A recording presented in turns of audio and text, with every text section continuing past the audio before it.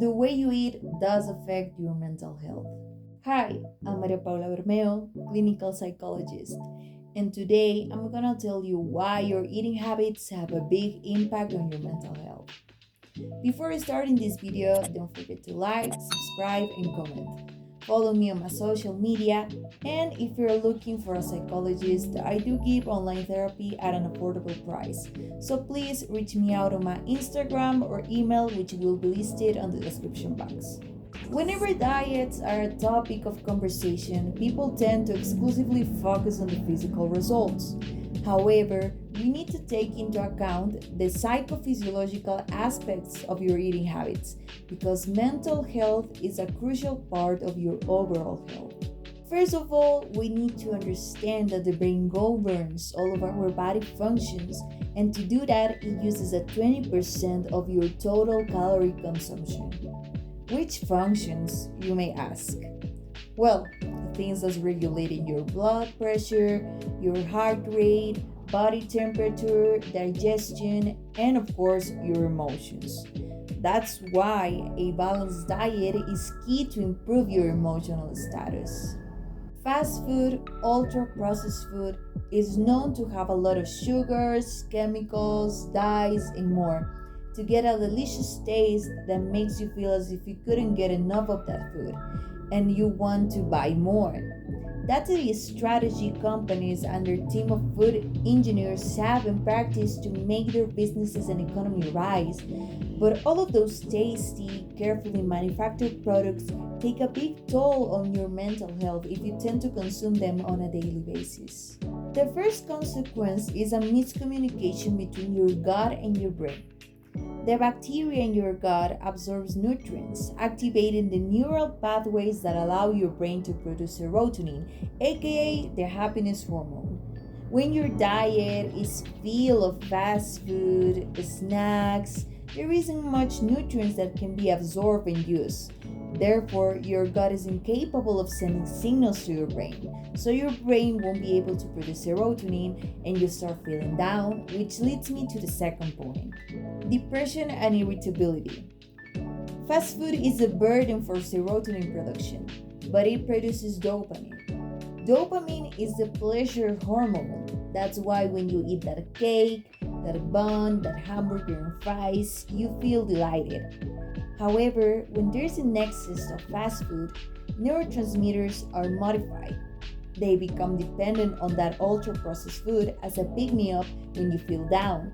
Hence why you might get on a cycle of sadness, fast food consumption, temporary mood spike, to finally end up on point one again, or even worse, which can make you get easily irritated and have another consequences, as my third point: lack of impulse control. When you don't feel your best, when you feel sad, moody, you may end up taking decisions that aren't the best. One of them being eating fast food regularly as a booster, but also splurging on things you don't need, drinking, smoking, consuming substances, getting into toxic relationships and friendships, saying things you might regret later, and even being violent with others. Ultra-processed foods can also be a trigger for anxiety. The amount of sweeteners they have are enough to make your blood sugars spike, causing agitation, shakiness, an increase of your heart rate, causing you to feel desperate, nervous, worried, which are symptoms of anxiety itself, adding up to the stress that you may feel on a daily basis. Another problem that can overcome with a bad diet is sleeping difficulties, which is linked to the blood sugar spikes and anxiety. If your heart rate is up, of course you cannot relax. If you feel more stressed than you already were, trying to sleep is difficult. And to that, add up that you can feel sluggish, heavy, and sick, which is a burden to get a high quality rest. It's important to mention that a bad sleep quality is linked to anxiety, depression, and irritability. It can be a domino effect if you want to. Attention problems can be very common with a poor diet as well, and the explanation is simple. If you're moody, irritable, sad, have a headache because you didn't sleep well, of course your concentration will decline significantly. Therefore, you might not even accomplish your activities at work, school, uni, or at home efficiently. And last but not least, low self esteem. I think this one is a little bit more obvious for various reasons, but also worth to add because it can be passed by a lot of the times.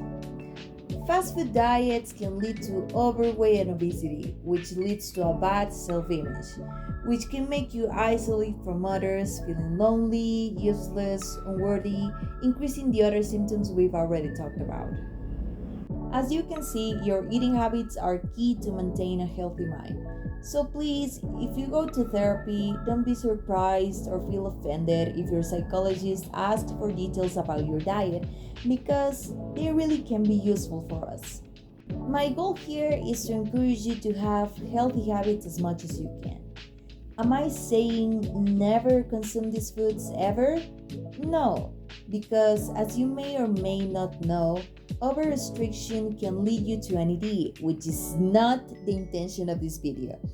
But yes, to find a balance, to include more fruits and veggies, enjoy carbs, consume protein, and more of healthy fats than others in your daily diet, so your hormones and neurons can work optimally and you can feel your best in every area of your life, and also prevent or improve the manifestations of symptoms related to psychological disorders. I hope this video was useful to you and that you learned something new. See you on the next video. Bye.